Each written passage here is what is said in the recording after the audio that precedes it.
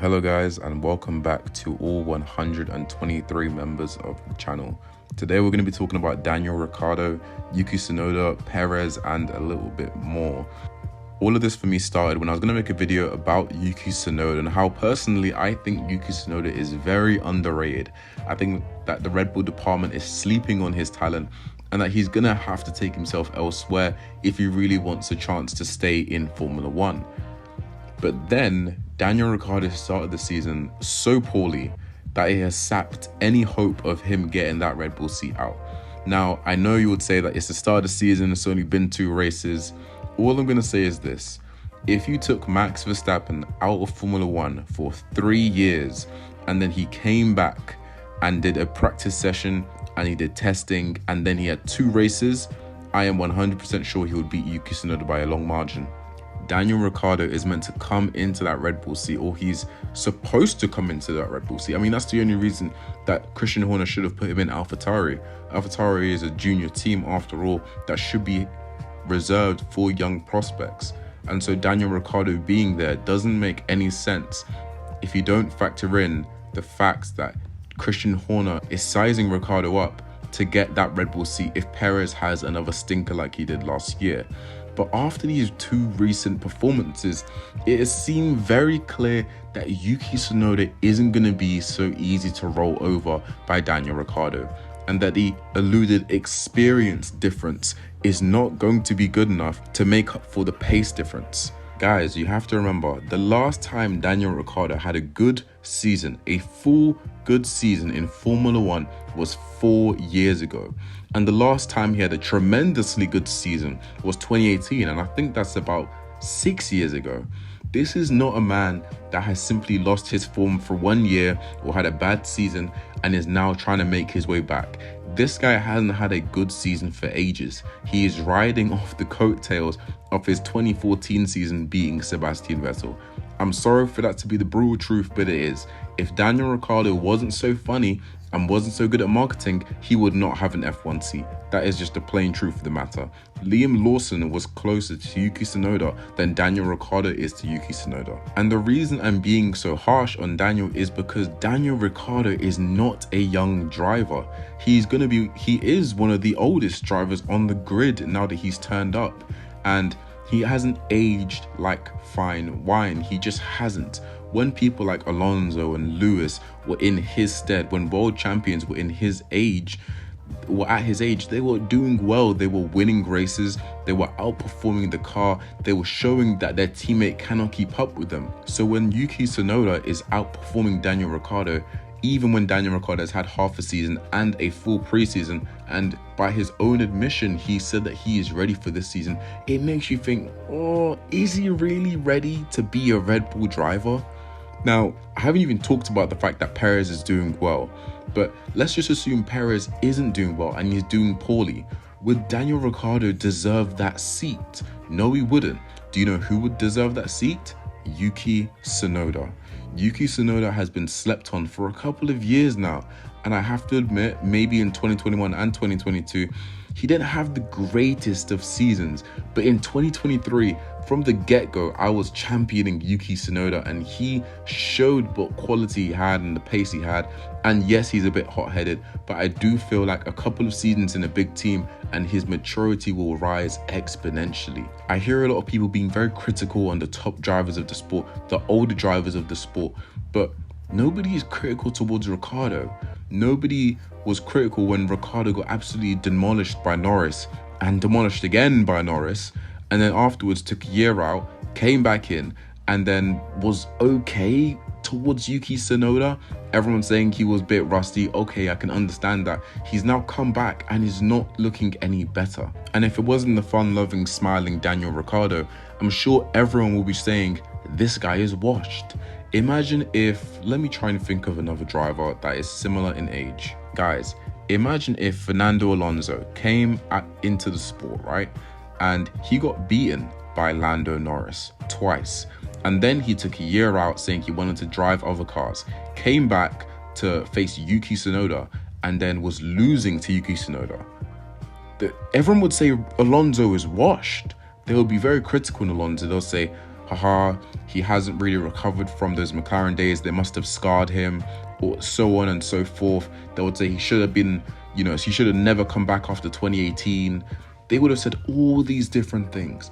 But because Daniel Ricciardo is so marketable, because Daniel Ricciardo is very likable, admittedly he is very likable, and because he's been there for a long time and we all want to see Daniel Ricciardo do well, we're very sympathetic towards him. When you have drivers like Liam Lawson on the side, that even when Daniel Ricciardo couldn't drive, showed exactly why he should be in that RBC. I am one to say that I personally would have liked to see Liam Lawson have a full-time F1 drive. He did deserve it. But if we are talking about drives, I think it's time to talk about Yuki Tsunoda, because he has some decisions to make.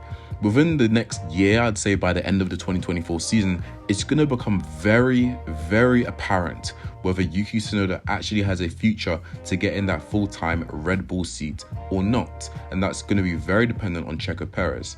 Now, if Checo does well, then it's going to feel like he doesn't have a chance. But if he doesn't do well, and maybe they see the light on Danny Rick, then he could have a chance. But ultimately, this doesn't feel like something that's in his hands.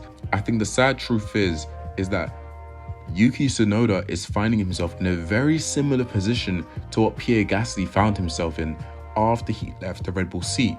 If you guys remember, after Pierre Gasly left the Red Bull seat, he actually started doing really well in Toro Rosso. He got a lot of podiums. He did well in 2020, and it got to a point where Pierre Gasly was doing exponentially better than the seat he had. He drove like a driver that should be in a better seat, but it became very clear that he wasn't going to get a better seat, that Red Bull didn't want to promote him again, and so he was forced to take his talents elsewhere, or, so let's be honest, he would have been fired from Toro Rosso. Because at the end of the day, if you are staying inside Toro Rosso, you are just taking up space for a junior driver. You aren't pushing the team forward because you can't push Toro Rosso forward. Toro Rosso are a junior team with a limit on them. Toro Rosso can never become as good as Red Bull. They can never say, we have ambitions to win the championship.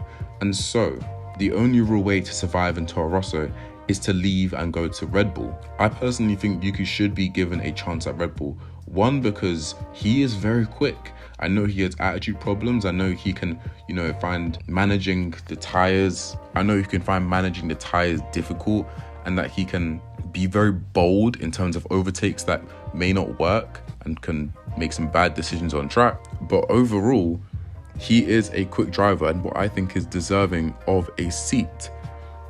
Now, where that seat will come from, in my opinion, I don't think it's going to come from RB. But if it doesn't come from RB, who is it going to come from? In my guess, call me out on this, I think he might think of Haas. If by the end of the year, it's very apparent that Yuki Tsunoda isn't going to get a Red Bull seat, don't begrudge Haas from knocking on his door. Haas have been a very up and down team. They recently got points in the Saudi Arabian Grand Prix, and they have been shown in recent years to start the season off pretty well and then fade off very heavily in 22, 23, and now 24. They started the season off decently well and then faded off pretty hard. But if they manage to get like a lower midfield team, I wouldn't be surprised if they do try and invest in slightly younger talent and try and get someone in that can almost assure them a future.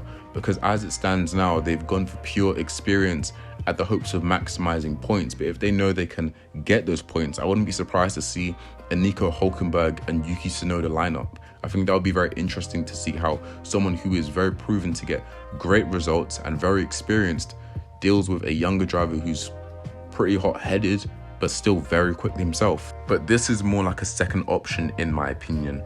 Ideally, you would want Yuki Tsunoda to challenge for that Red Bull seat, but it feels like no matter how much he beats his teammates, whether that be Lawson, Ricciardo, or Nick De Vries, he can't actually get a look in. It's almost like the Red Bull management don't see him.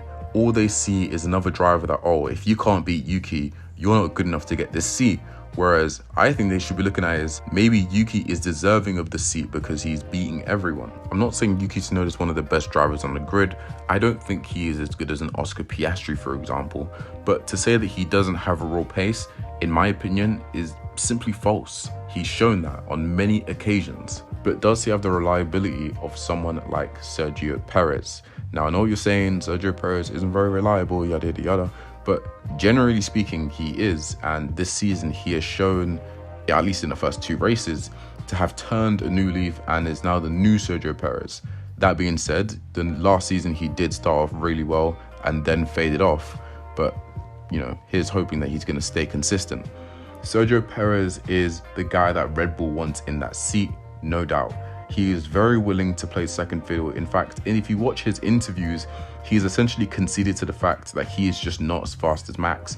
Interviewers are asking him, well, Sergio, is it impossible to beat Max? And he has nothing else to say other than, well, I can get close to him. This is not the type of talk you have from a driver that thinks they can beat their opposition. Drivers like Russell, Piastri, all think they can beat their teammates. Sainz, all think they can beat their teammates. But Sergio is just stuck in that limbo where he's genuinely just trying to stay close to him. And Red Bull like that because he still gives them an experienced, sustainable, reliable P2 finish every single race if they can manage it. Maybe a P3. He doesn't complain. He doesn't get team drama. He races Max sometimes, but most of the time it's not worth racing him because he's so far ahead in the championship. And he knows that if push came to shove, he could be replaced. Red Bull like that. That is good for the Red Bull system. And so I think that's probably one of the reasons why it's going to be hard to change it up for a younger, more hot-headed driver like Yuki, because if Yuki does prove to be, let's say he proves to be just as fast as Perez, but he's less negotiable, well, in Red Bull's eyes, that's a downgrade. They don't need 2 Maxes on the team. In fact, they don't even need Checo on the team. Last season, Max could have won the championship and the constructors all by himself. What they need is someone to reliably pick up the scraps to make sure, just in case, that points are still secured. That is all the second driver at Red Bull is meant to do right now, a just in case. He's not meant to contribute the same way other drivers in other teams are meant to contribute, because Red Bull are so far ahead. They're in a league of their own. They're in a battle of their own. They're battling themselves. Red Bull are the only people that can destroy their own championship and their own team. The only thing that can stop the Red Bull in Max's car is the reliability. The only thing that can stop the Red Bull team is Christian Horner. These things are internal. Red Bull is so far ahead, they've created things that can only become their own problems, if that makes any sense. And speaking of Horner, I just want to touch on file 76. I was going to make a whole video about this, but I think it's better to put this in a note at the end of a video. File 76 is the most crazy, I'm going to use the word file 76 to encompass all of the chats and pictures and whatever. File 76 is the most crazy, egregious nonsense I've seen in time. Part of me want nothing to happen to Christian Horner, because let's face it, Christian Horner provides a lot of the entertainment. He's one of the OG team principals. He just makes the Formula One grid part of Formula One. You know what I mean? But at the same time, let's all keep it a buck. Let's all be really honest with each other.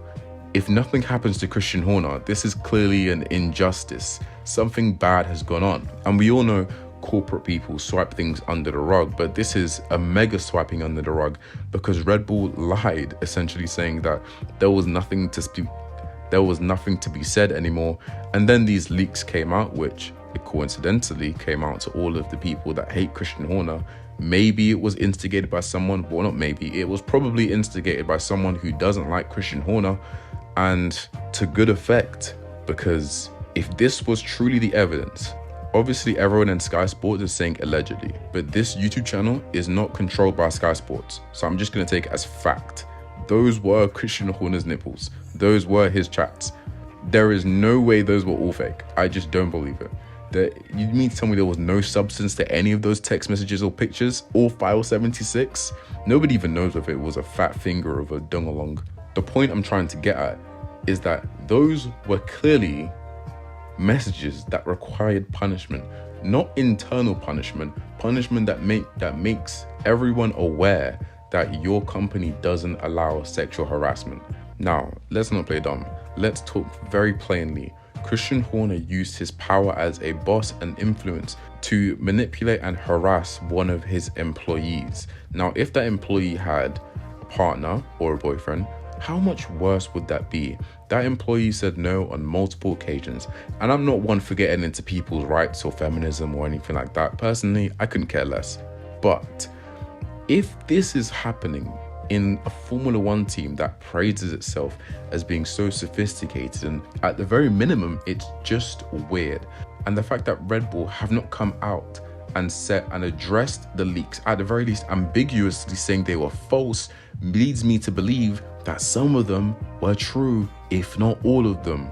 Because if they were false, they would have been instantly denied, like Christian Horner did with the initial allegations, and the way that Red Bull initially denied and said that this is nothing to be noted about.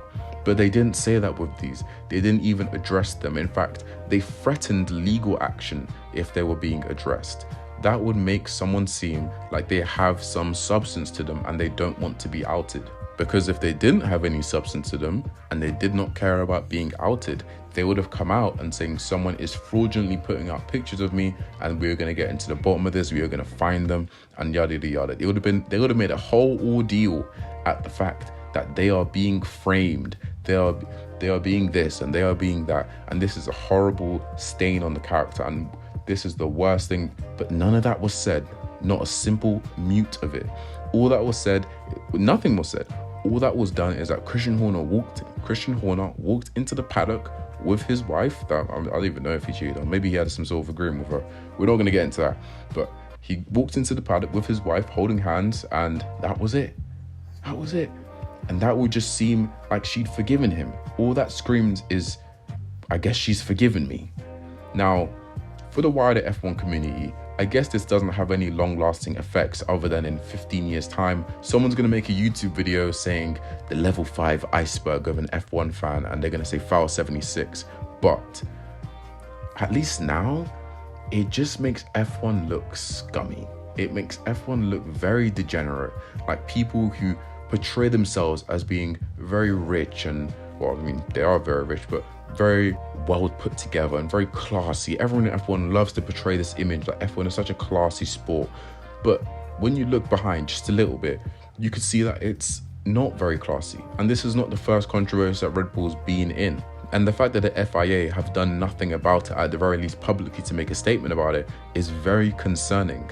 The same way the FIA didn't punish them for the cost cap saga. I think the FIA have a history of being very lenient in cases they probably shouldn't be, and this is one of them. So I just wanted to say that that was very suspicious. It was very wrong that we didn't, as fans, we did deserve to know, because we do deserve to know whether one prominent figure in which we are actively supporting is lying to us and did in fact commit sexual harassment or assault to their co-worker and manipulate their co-worker 100%. We do want to know whether these claims are substantiated, because at the end of the day, we are the fans watching the races, we are the fans buying the merchandise, and we need to know, who are we funding? Who are we helping out? Do you want to be a fan that's helping out someone who's committing sexual harassment and sexual assault? Probably not. And so you do deserve to know. You have a stake in a matter. You are a stakeholder in F1. Fans are a big stakeholder in F1. And so we do deserve to know about these matters that do concern the sport.